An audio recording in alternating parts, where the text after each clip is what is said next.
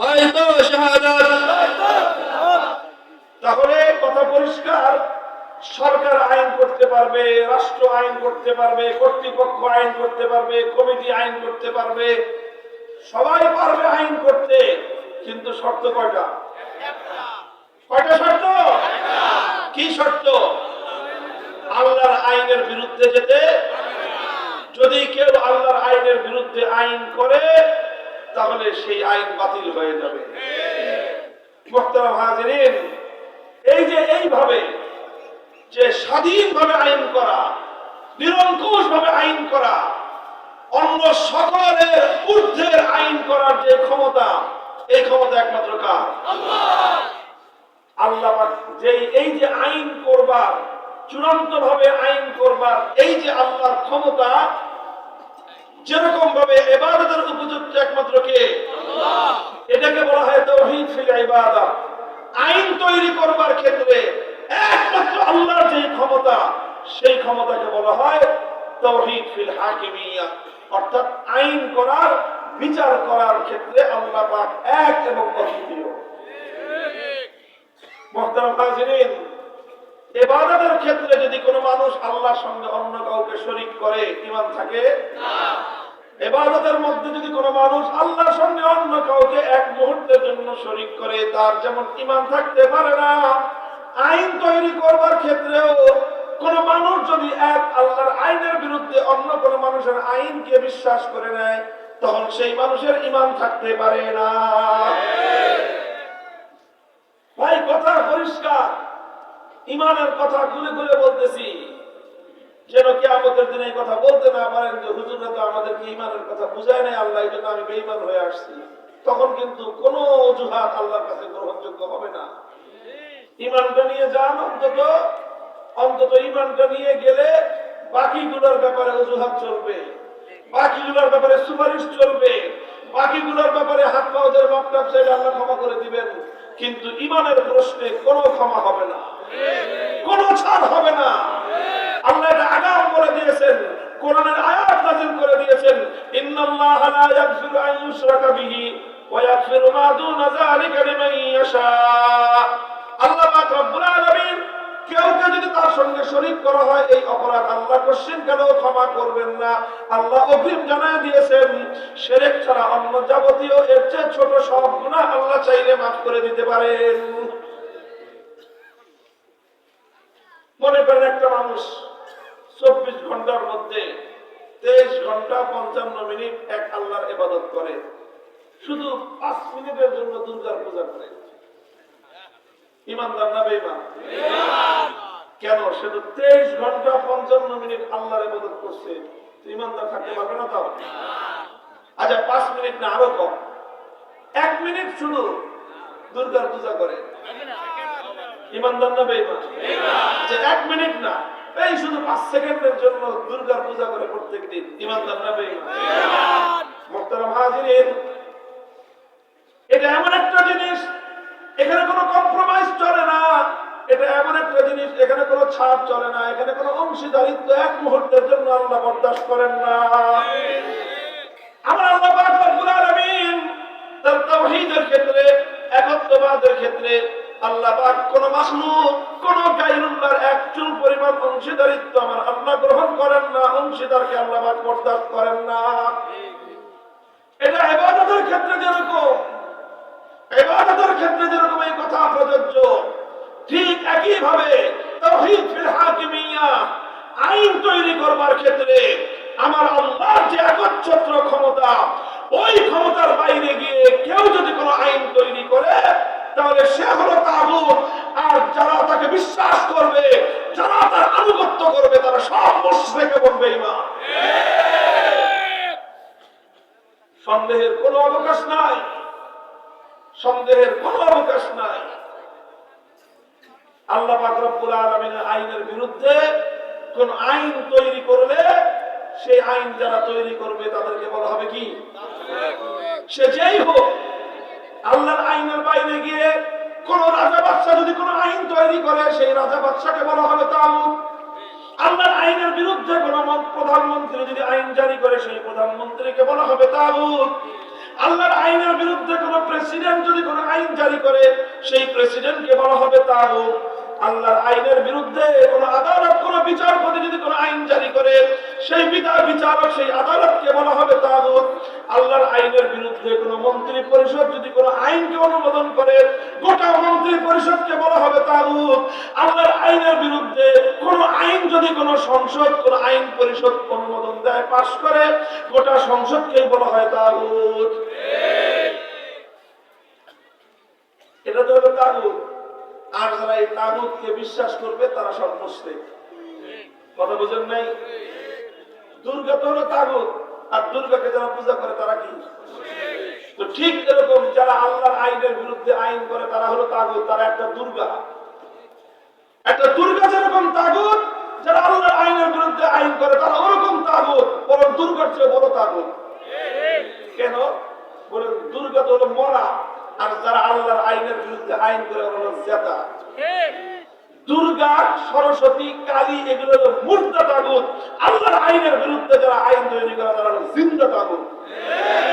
দুর্গার পূজারীরা যেরকম বেঈমান, দুর্গার পূজারীরা যেরকম মুশরিক, দুর্গার পূজারীরা যেরকম ইমানদার হতে পারে না, যারা জিন্দা তাগুতদের আইনকে অনুসরণ করে, জিন্দা তাগুতদের আইনকে যারা বিশ্বাস করে, তারা হাজারবার হজ করতে পারে, ইমানদার হতে পারে না, মুসলমান হতে পারে না।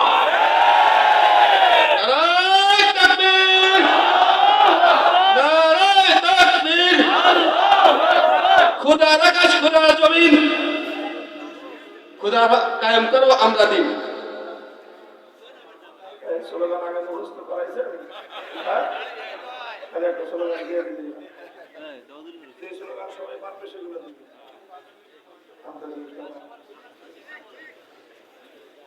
মুহতারাম হাজিরিন, কথা কি বুঝতে পারতেছেন আপনারা? আমার দেখেন, লম্বা চওড়া গল্প গুজব করে লাভ নাই। সেই জায়গায় সমস্যা, সরাসরি সেই সমস্যায় হাত দিচ্ছে। আর এই জন্য যারা আল্লাহর আইনের বিরুদ্ধে আইন করে এরা আমরা দেখতে পারে না। এই তাগুতের দল এরা আমাদেরকে বরদাস্ত করতে পারে না।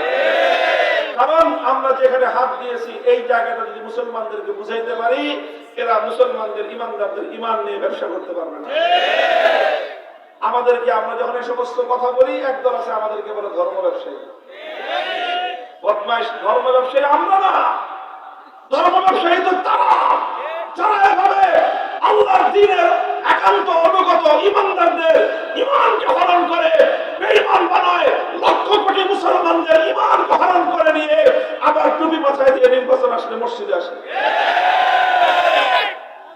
তোমরা ধর্ম ব্যবসায়ী, তোমরা মানুষের সঙ্গে ধোঁকাবাজি করো, প্রতারণা করো, মানুষকে ধোঁকা দেওয়ার জন্য ধর্মের লেবাস তোমরা গায়ে দাও।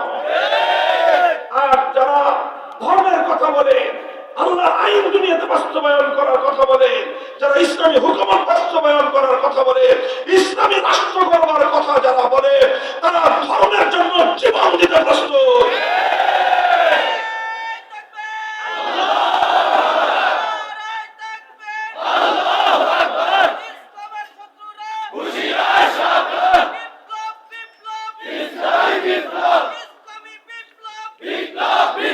মুহতারাম হাজিরিন, দেখেন তাহলে আমি কি বললাম?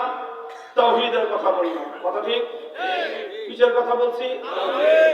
এবং তাওহীদের পরিচয় দিয়েছি যে তাওহীদ মানে হলো আল্লাহর একত্ববাদ। আল্লাহর একত্ববাদের দুইটা পার্ট নিয়ে আমি আলোচনা করলাম। একটা হলো ইবাদতের তাওহীদ, আর একটা হলো আইন করার তাওহীদ।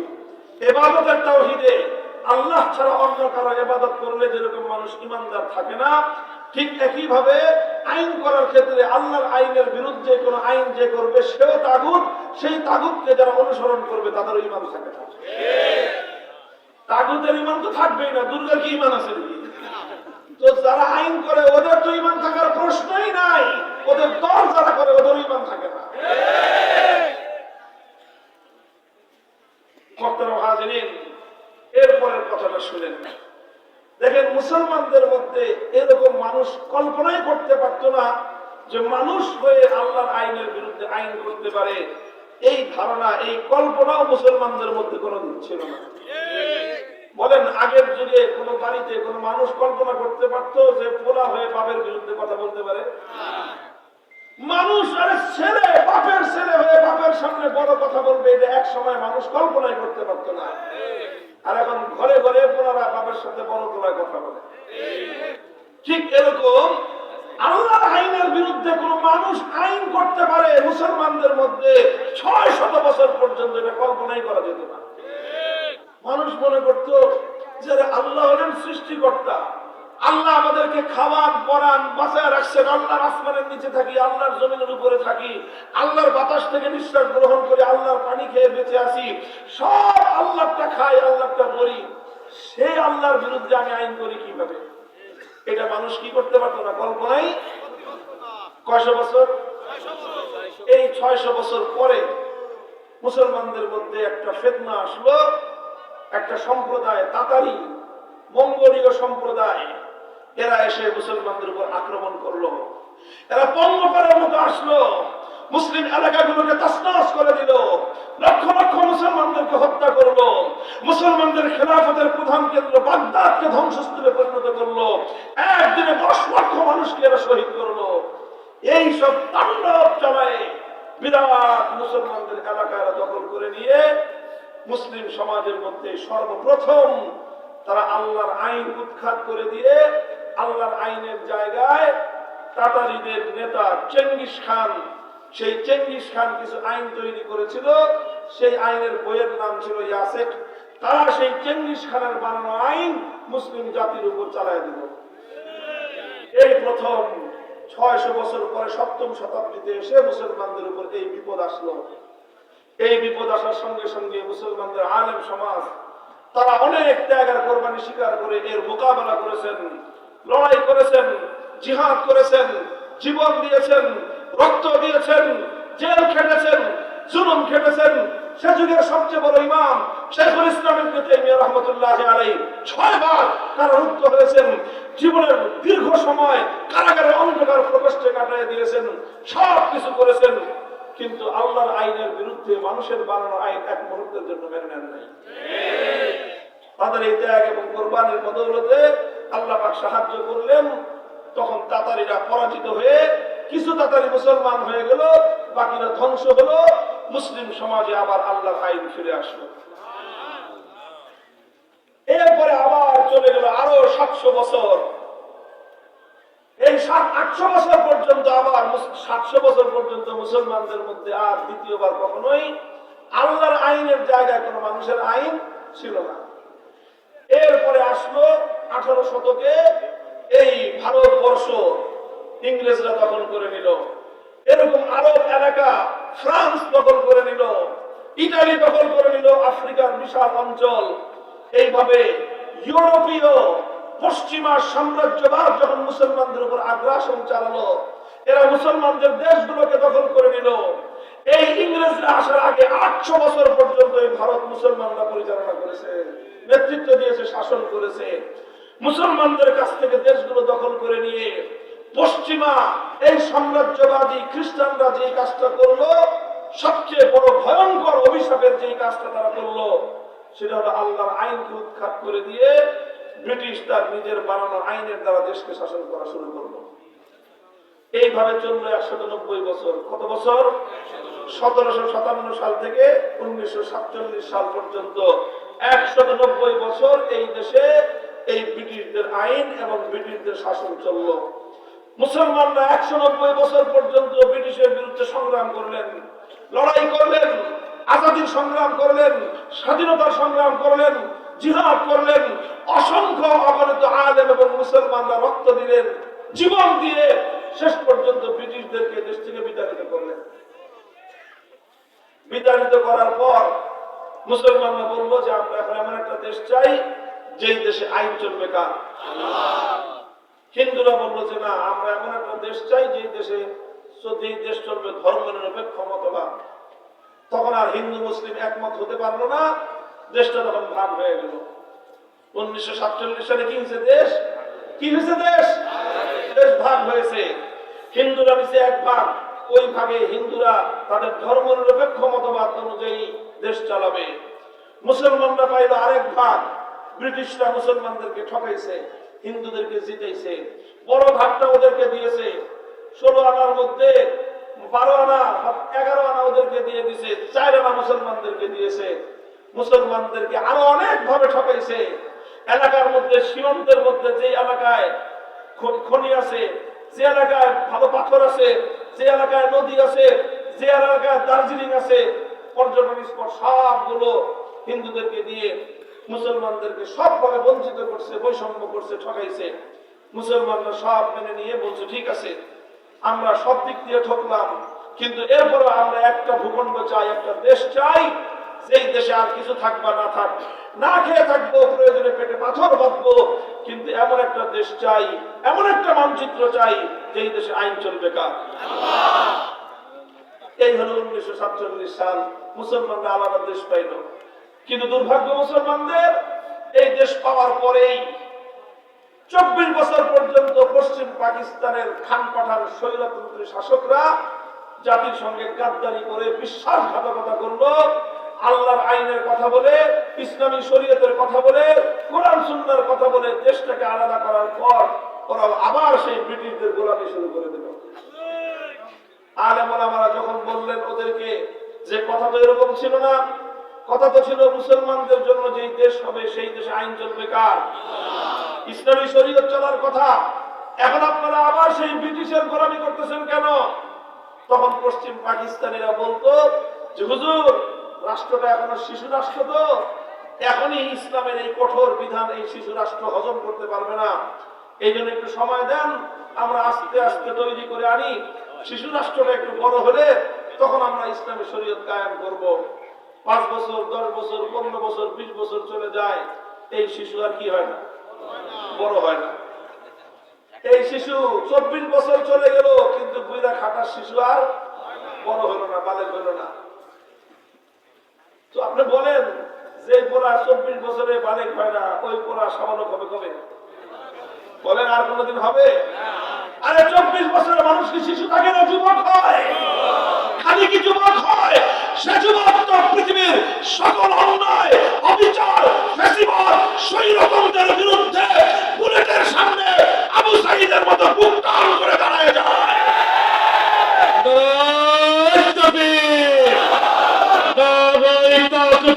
আল্লাহু আকবার, আল্লাহু আকবার। নাস্তিকদের আস্তানা ঘুরিয়ে দাও, নাস্তিকদের আস্তানা, ইসলামের শত্রুরা হুঁশিয়ার সাবধান, ইসলামের শত্রুরা। মুহতারাম হাজিরিন, গেল 24 বছর, ওরা 24 বছরে বুইড়া খাটাস পোলা আর সাবালক হলো না। তখন আমাদের দেশের মানুষ বললো, যে পোলা 24 বছরেও শিশু থাকে, এটা 90 বছরে আর বড় হবে না। এই অকর্মণ্য শিশুর দরকার নাই, এগুলো ভাইঙ্গা টুকরা করো। পশ্চিম পাকিস্তানিদেরকে আমরা খেদায়া দিলাম, খান পাঠানরা তোমরা তোমাদের দেশ নিয়ে থাকো, এই দেশে মুসলমানরা আলাদা নতুন করে স্বাধীন বাংলাদেশ করবে।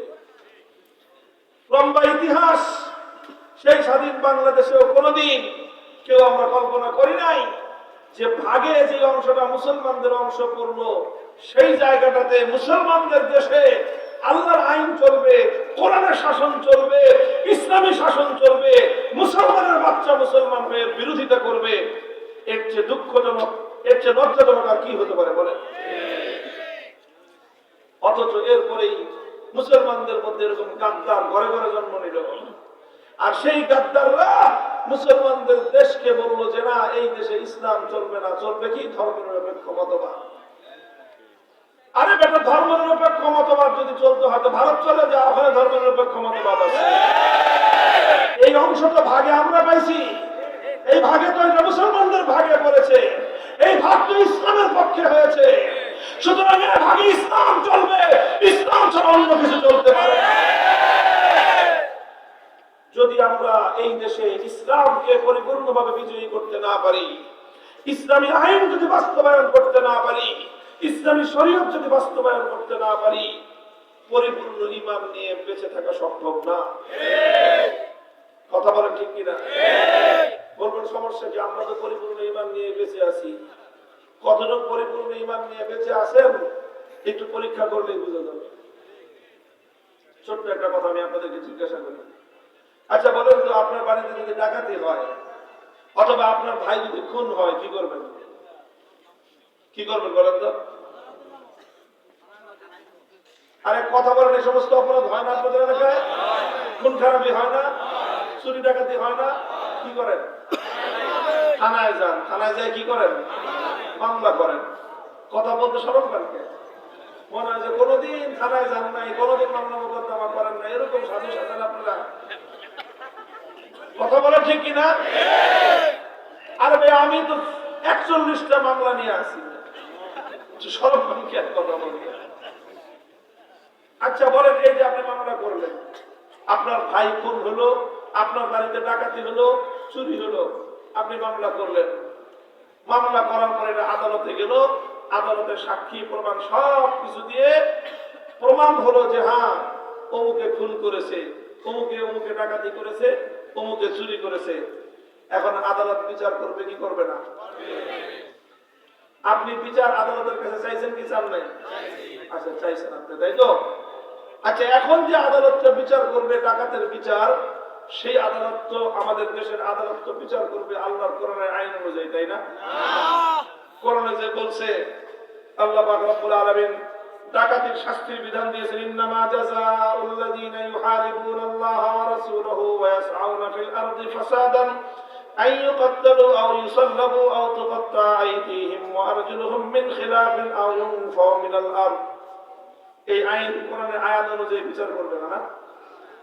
ও তাহলে চুরির অপরাধ চোর ধরা পড়লে কোরআনের আইন অনুযায়ী, আল্লাহর আইন অনুযায়ী বিচার করবে? তাও করবে না। তাহলে খুনের বিচার আল্লাহর আইন অনুযায়ী, কোরআনের আইন অনুযায়ী করবে? তাও করবে না।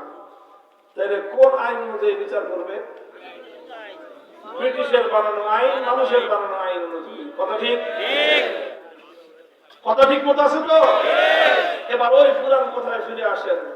আল্লাহ বলেছেন, দেখো তোমাদের মধ্যে এক শ্রেণীর মানুষ আছে যারা নিজেদেরকে ইমানদার বলে দাবি করে, অথচ তারা তাগুতের কাছে বিচার চাইতে যায়। এটা আল্লাহ বলছেন সূরা নিসা, কি বললাম, সূরাতুন নিসার 60 নম্বর আয়াত, দেখে নিয়ে। আচ্ছা, এখন বলেন, আমি আপনাদেরকে তাগুত চিনিয়েছি যে আল্লাহর আইনের বিরুদ্ধে যারা আইন করে তারা কি? তারা। এই যে আপনি যে বিচার চাইতে গেলেন, কার কাছে বিচার চাইতে গেলেন? আল্লাহ বলতেছেন যারা তাগুতের কাছে বিচার চাইতে যায় তারা আর কিছু হলেও ইমানদার হইতে পারে না। এখন আপনারা যে তাগুতের কাছে বিচার চাইতে গেলেন, এখন আপনারাই বলেন ঈমান আছে না গেছে? আসলেই গেছে। এটা একটা জটিল সমস্যা। কথা বলেন। কোরআন যেখানে বলতেছে তাগুতের কাছে বিচার চাইতে গেলে কি থাকে না? এক আয়াত না, কোরআনে পাকের 4-5টা আয়াত আছে এমন যেগুলো দ্ব্যর্থহীন ভাবে এই কথা বলে, দ্ব্যর্থহীন ভাবে এই কথা বলে যে যারা আল্লাহর আইন বাদ দিয়ে মানুষের বানানো আইনের কাছে বিচার চাইতে যাবে তাদের কি নাই? যারা তাগুতের কাছে বিচার চাইতে যাবে তাদের ঈমান নাই। তাহলে এই যে আমরা, আপনারা সবাই, গোটা দেশবাসী কোন সমস্যায় পড়লেই এই যে আমরা যে তাগুতের কাছে বিচার চাইতে গেলাম, ঈমান আছে না গেছে? ঈমানে যদি না থাকে তাহলে কি মুসলমান? নামাজ পড়ে লাভ কি? দেন ওয়াজ শুনে লাভ কি? বন্ধ করে দেন। মুহতারাম হাজিরিন, পরিস্থিতিটা কিন্তু আসলেই খুব কঠিন, খুব ভয়াবহ। কথা বলেন ঠিক না? আমাদের এবং আপনাদের তাগুতের কাছে বিচার চাওয়ার পরেও একটা কারণে ঈমান চলে গেছে, এই কথা বলতেছি না, শুধু বলতেছি ঈমানটা এখনো ঝুলে আছে। কি আছে? ভালো নাই। কি আছে? ঈমানটা ঝুলে আছে। কয়টা কারণে? কয়টা কারণে? কি কারণ? যে যারা বিচার চাইতে গেছেন তাগুতের কাছে, তারা ইচ্ছায় যান নাই, মনের খুশিতে যান নাই, বাধ্য হয়ে গেছে। কথা বলেন ঠিক না বেটি? এই দেশে যদি আপনি আল্লাহর আইন অনুযায়ী বিচার পাওয়ার সুযোগ থাকতো, তাগুতের কাছে কেউ বিচার চাইতে যেতেন? কেউ তাগুতের কাছে আমরা বিচার চাইতে যেতাম না। ওই সময়ে যারা তাগুতের কাছে বিচার চাইতে যেত তাদের ব্যাপারে এই ফতোয়া দিতে 1 মিনিট আমরা দেরি করতাম না যে ও কাটটা কাফের। এখন যারা তাগুতের কাছে বিচার চাইতে যায় তাদের ব্যাপারে ফতোয়া দেই না যে তাদের ঈমান নাই। কেন ফতোয়া দেই না? কারণ তারা বাধ্য হয়ে যায়। কথা বলেন ঠিক না বেঠি? বাধ্য হয়ে যারা যায়, যে কাজটা করে, আল্লাহ পাক রব্বুল আলামিন ওই কাজটাকে একটু সময়ের জন্য অনুমোদন দিয়েছেন। যেরকম কোন একটা মানুষ জান বাঁচে না, খাবার নাই, হালাল কোনো খাবার তার সামনে নাই। এখন এমন অবস্থা যে হারাম খাবার তার সামনে আসে, শুয়োরের গোশত আছে, মরা গরুর গোশত আছে, কুত্তার গোশত আছে, অন্য কোনো হালাল খাদ্য তার সামনে নাই। এখন এই খাবারটা যদি সে না খায় তার জান বাঁচবে না। আর তখন শুয়োরের গোশত খাওয়া কি আছে? মরা গরুর গোশত খাওয়া, কুত্তার গোশত খাওয়া। কিন্তু কতদিন যায়? আপনারাই তো বললেন যায় আছে, তাই না? فمن استر غير باغ ولا عاد فلا إثم عليه إن الله غفور رحيم।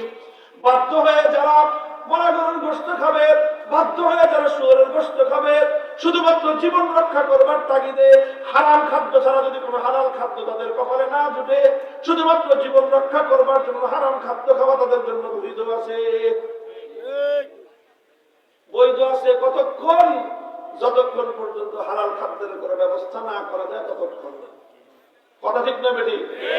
এখন আপনার জন্য বৈধ আছে, এই জন্য আপনি আরামসে খালি কুত্তার গোশত খাইতে থাকবেন। আলহামদুলিল্লাহ বলেন ভাই, কুকুরের গোশত খাওয়া যতটা খারাপ কাজ, শুয়োরের গোশত খাওয়া যতটা খারাপ কাজ, যতটা জঘন্য কাজ, তার চেয়েও জঘন্য কাজ হলো তাগুতের কাছে বিচার চাওয়া। আবার বলছি, বুঝে শুনে বলছি, শুয়োরের গোশত খাওয়া, কুত্তার গোশত খাওয়া যতটা জঘন্য অপরাধ, ইসলামের দৃষ্টিতে তাগুতের কাছে বিচার চাওয়া তার চেয়েও আরো জঘন্য কাজ। তাহলে এই যে আমরা তাগুতের কাছে বিচার চাইতেছি, আমাদের কোনো অনুভূতি আছে? বলেন, আমাদের ভিতরে কোনো কষ্ট আছে? দিনের মধ্যে জ্বালাপোড়া আছে? আজকে যদি আপনার মনে গরুর গোশত খাওয়া লাগতো, দিনের মধ্যে জ্বালাপোড়া হইতো তো হইতো না? বলেন। শুধু আমরা শুনি মাঝে মাঝে যে এখন যে পোল্ট্রি মুরগি আছে ঢাকার শহরে নাকি এই মরা মুরগিও নাকি খাওয়ায় দেয়। এই কথা শোনার পর বহু মানুষ এমন আছে যে কোনো হোটেলে পোল্ট্রি মুরগি খায় না। কেন খায় না? কেন খায় না? যে মরা মুরগি হইতে পারে। আচ্ছা বলেন তো, পোল্ট্রি মুরগি মরে 100টার মধ্যে কটা মরে? বলেন কটা মরে? 2টা 3টা, সর্বোচ্চ 5টা, আর বাকি 95টা তো কি ভালো আমরা জবাই করে খাওয়াই। তো 95টা জবাই করে হালাল মুরগি, ওর মধ্যে 5টা ভেজাল মুরগি থাকতে পারে, এই ভয়ে বহু মানুষ পোল্ট্রি খায় না, এই হোটেলের পোল্ট্রি। তাহলে বুঝে নেবার, এখন কাউরে যদি বলা হয় হোটেলের মধ্যে এখানে এখানে কুত্তার গোশত বিক্রি হয়, ওই হোটেলে কে কে খেতে দেবে? তো ভাই আমি তো বলতেছি এই কথা, কুকুরের গোশত খাওয়া যতটা জঘন্য অপরাধ, শুয়োরের গোশত খাওয়া যতটা জঘন্য কাজ, তার চেয়েও 1000 লক্ষ কোটি গুণ বেশি জঘন্য কাজ তাগুতের কাছে বিচার চাওয়া। হ্যাঁ, আমি এটা বললাম যে বাধ্য হয়ে তাগুতের কাছে বিচার চাইতে যাওয়া হয়, এই জন্য ঈমান যায় না। ঈমানটা কি আছে? এখন আমি আমার সর্বশেষ কথা আপনাদের কাছে জানতে চাই, এই সারা জীবন ঈমান খালি ঝুলিয়ে রাখবেন না ঈমানটাকে ভালো করে ধরবেন? ঈমানটাকে হৃদয়ে ভালো করে আশ্রয় দেওয়ার দরকার আছে না নাই? যদি এটা করতে হয় তাহলে একটা কাজ করতে হবে, এমন একটা ব্যবস্থা করতে হবে যেন আর কোন মানুষকে তাগুতের কাছে বিচার চাইতে চাইতে না হয়। একটা বিচার ব্যবস্থা প্রতিষ্ঠা করতে হবে যেখানে আইন চলবে আল্লাহর কোরআনের, বিচার হবে আল্লাহর আইন অনুযায়ী। এমন একটা রাষ্ট্র গঠন করতে হবে যে রাষ্ট্রে ব্রিটিশের গোলামি নয়, আল্লাহর গোলামি চলবে, কোরআনের আইন চলবে, ইসলামী শরীয়তের আইন চলবে।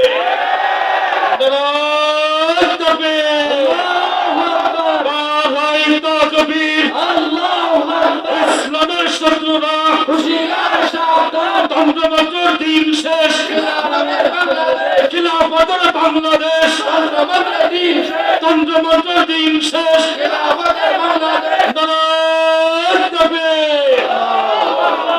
এই জন্য আমরা বাংলার প্রত্যন্ত অঞ্চলে এই দাওয়াত পৌঁছে দিচ্ছি, এই আহ্বান পৌঁছে দেন মানুষের দুয়ারে দুয়ারে। এই কাজ শুধু হুজুরদের না, এই কাজ শুধু আলেমদের না, এই কাজ প্রত্যেকটা ওই মানুষের যে মানুষ ঈমান নিয়ে কবরে যেতে চায়। বলেন, তাগুতের কাছে বিচার খালি হুজুররা যেতে যায়? হুজুররা তো মামলা মোকদ্দমা কমই করে, খায় বেশি। বুঝেন না এই কথা? জীবনে এই পর্যন্ত 50টার বেশি মামলা খাইছি, মামলা করি নাই একদম। তো আমার তো ঠেকা নাই ভাই। এইভাবে তাগুতের কাছে বিচার চাইতে যাওয়া, তাগুতের কাছে সিদ্ধান্ত জানতে চাইতে যাওয়া, তাগুতের কাছে ফয়সালা জানতে চাওয়া, এটা আমাদের যাদের প্রয়োজন হয়, আমাদের নিজেদেরই তো গরজ থাকা দরকার যে আর কতকাল এই কুকুরের গোশত খাবো, আর কতকাল এভাবে শুয়োরের গোশত খাবো। এখান থেকে বের হয়ে এসে হালাল জবাই করা গরুর গোশত খেয়ে বাঁচতে চাই। আল্লাহর আইন অনুযায়ী দেশ পরিচালিত হোক, সেটা আমরা চাই। ইসলামী শরিয়া অনুযায়ী সমাজ চলুক, সেটা আমরা চাই। আল্লাহর জমিনে আইন চলবে কার, বিধান চলবে কার, এমন একটা সংবিধান চাই যেই সংবিধান হবে আল্লাহর কোরআনের সংবিধান। এটা যদি চাই, ঘুমায় ঘুমায় চাইলে হবে না, কাজ করতে হবে, চেষ্টা করতে হবে, মেহনত করতে হবে। রাজি আছেন? খাম ঝরানো পরিশ্রম করতে হবে, খাম ঝরাতে হবে। খাম ঝরাবেন ইনশাআল্লাহ। এরপরে শুধু খাম দিয়ে হবে না, রাতের অন্ধকারে চোখের অশ্রু দিয়ে আল্লাহর কাছে সাহায্য চাইতে হবে। চাইবেন ইনশাআল্লাহ? এরপরে খাম আর অশ্রু ঝরাতে ঝরাতে এই জমিন বিপ্লবের জন্য উর্বর হবে। সেই উর্বর বিপ্লবের জমিনে আল্লাহর দ্বীনের বিপ্লব আনবার জন্য শহীদি ঈদগাহে শাহাদাতের রক্ত দেওয়ার জন্য প্রস্তুত থাকতে হবে। কারা কারা যাবেন, কারা কারা প্রস্তুত থাকবেন, হাত তুলে আল্লাহর কাছে শপথ করে।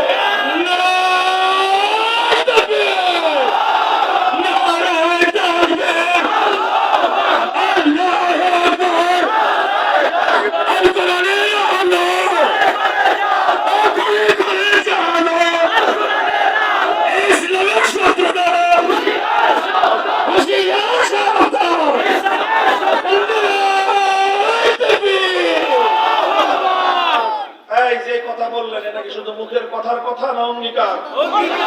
শপথ, শপথ। এটার সাথে শপথ। বলেন কার সাথে শপথ? আর বলেন কার সাথে শপথ? আল্লাহ দেখছেন কি ধারণা? আল্লাহ কি দেখেছেন? আল্লাহ ঘুমায় গেছেন? কি আল্লাহ দেখেছেন? আল্লাহ শুনেছেন তো? এবার আল্লাহর হাওলা আপনাদেরকে, আমাদের সকলকে আল্লাহ পাক তৌফিক দান করেন। আমরা চাই এমন একটা দেশ, এমন একটা সমাজ দেখে যেতে আমাদের জীবন দশায়, যেখানে আল্লাহর কোরআন অনুযায়ী বিচার হবে, দেশ শাসিত হবে আল্লাহর আইন অনুযায়ী। কথা বলেন ঠিক না বেঠিক? আল্লাহ পাক রব্বুল আলামিন আমাদের সকলকে তৌফিক দান করুন। সুবহানাল্লাহি ওয়া বিহামদিহি, সুবহানাকাল্লাহুম্মা ওয়া বিহামদিকা, আশহাদু আল লা ইলাহা ইল্লা আনতা, আস্তাগফিরুকা ওয়া আতুবু ইলাইক। يا حي يا قيوم برحمتك نستغيث أصلح لنا شأننا كله ولا تكلنا إلى أنفسنا طرفة عين إله العالمين رب العالمين রাত গভীর পর্যন্ত আল্লাহ নিবৃত বললিতে হাজার হাজার মানুষ নিয়ে আল্লাহ আমরা আপনার দ্বীনের কথাগুলো আলোচনা করলাম। আল্লাহ আপনার জমিনে আপনার দ্বীনকে বিজয়ী করবার শপথ বাণী উচ্চারণ করলাম। আল্লাহ আমাদের সকলকে আপনি তৌফিক এনায়েত করুন। আল্লাহ আপনার দ্বীনের জন্য আল্লাহ আমাদেরকে আপনি কবুল ফরমান। আল্লাহ এই মাটিকে আপনি ইসলামের ঘাঁটি হিসেবে কবুল করুন। আল্লাহ ইসলামিয়া নুরিয়া মাদ্রাসাকে আপনি কবুল ফরমান। তালিম তারবিয়াত তামির মালিয়াত সব দিক থেকে তারাক্কি ও উন্নতি দান করুন। আল্লাহ এই মাদ্রাসার প্রতিটি ছাত্রকে আল্লাহ আপনার দ্বীনের মধ্যে মুজাহিদ হিসেবে কবুল করুন। আল্লাহ আমরা যখন এখানে হাত তুলেছি, আল্লাহ আমাদের জিন্দেগীর সমস্ত গুনাহ মাফ করুন, সমস্ত নেক আমলগুলোকে কবুল করুন। আল্লাহ বাধ্য হয়ে শিরকের সাথে, কুফরের যে সমস্ত কাজগুলোর সাথে আমরা জড়িয়ে পড়ছি, আল্লাহ সেই গুনাহ আপনি আমাদেরকে মাফ করে দিন। আল্লাহ সেই গুনাহের কাফারা করার হিম্মত এবং তৌফিক ইনায়েত করেন। ইলাহুল আলামিন রব্বুল আলামিন আমাদের দোয়াকে আপনি কবুল ফরমান। আল্লাহ ইসলামিয়া মাদ্রাসায় যারা সাহায্য করেছেন, সহযোগিতা করেছেন, আল্লাহ করছেন, করবেন, আল্লাহ আপনি তাদের সকলের সাহায্যকারী হয়ে যান। আল্লাহ আমাদের বাবা মা আত্মীয় স্বজন সহ আপনজন অন্ধকার কবর জগতে যাদেরকে শোয়ে রেখেছি মালিক, আল্লাহ তাদের সকলের কবরগুলোকে জান্নাতের বাগান বানিয়ে দিন। রব্বানা তাকাব্বাল মিন্না ইন্নাকা আনতাস সামিউল আলিম ওয়া তুব আলাইনা ইয়া মাওলানা ইন্নাকা আনতাত তাওয়াবুর রহিম। সুবহানা রাব্বিকা রাব্বিল ইজ্জাতি আম্মা ইয়াসিফুন ওয়া সালামুন আলাল মুরসালিন والحمد لله رب العالمين